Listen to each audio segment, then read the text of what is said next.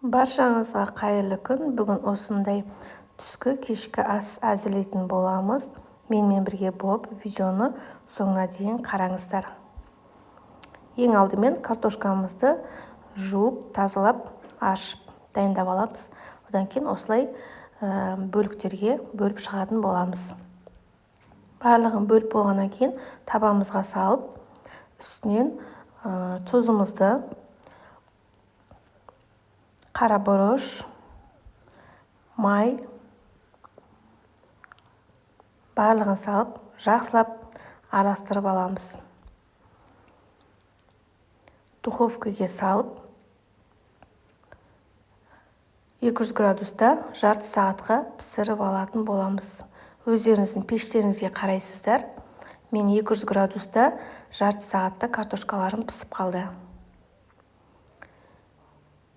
Пешімізге салып болғаннан кейін етімізді дайындап аламыз. Етімізді ұзын жағып, соломка қағып, турап алатын боламыз. Барлық заттар тізімін описание бөліміне жазып қойдым. Сол жерден қарасаңыздар болады.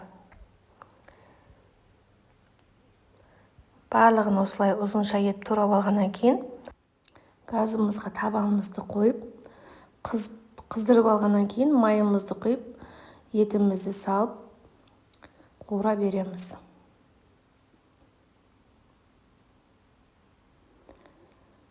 Осылай қуырылып жатқан кезде тұз бұрышымызды салып, бетін жауып, жарты сағатқа қалдырамыз. Өзінің сөлінде етіміз жұмсарып пісетін болады.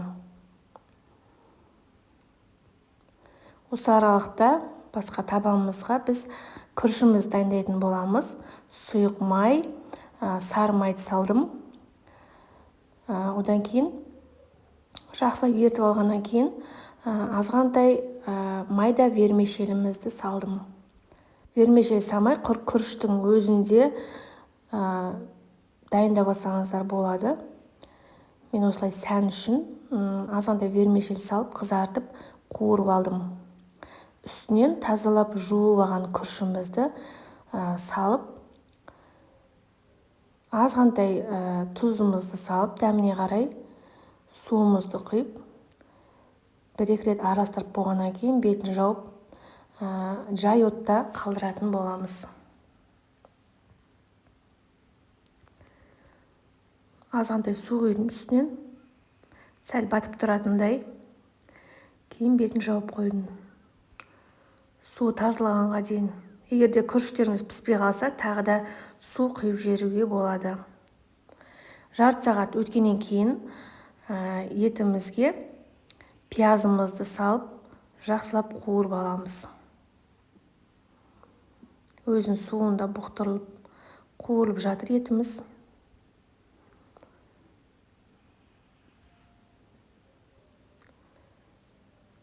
Менің арнама тіркелмесеңіздер, тіркеліп, лайк басып, комментарий бөліміне өзіңіздің пікіріңізді жазып кетіңіз. Азғана қуырып болғаннан кейін соевый соусымызды құямыз, бір қасық. Тағы да бір жарты сағатқа қалдырып қоямыз. Үстіне су құямыз. Осымен біздің етіміз пісетін болады жарты сағатта. Күрішіміз де пісіп дайын болып қалды. Осылай пиалайдың көмегімен дөңгелектеп тарелкамызға салып алдым. Жанына картошкамызды, етімізді салып ұсына береміз. Өте дәмді, тойымды тағам болды. Осылай міндетті түрде жасап көріңіздер.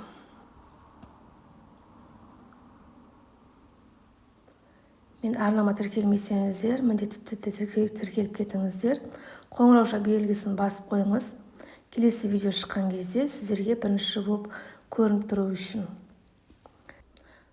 Қызанақ немесе қиярды осылай жанына сәндеп ұсына бересіздер. Менің арнамда бұдан да басқа ыстық тағамдар, тәттілер, салат түрлері бар. Кіріп көріңіздер.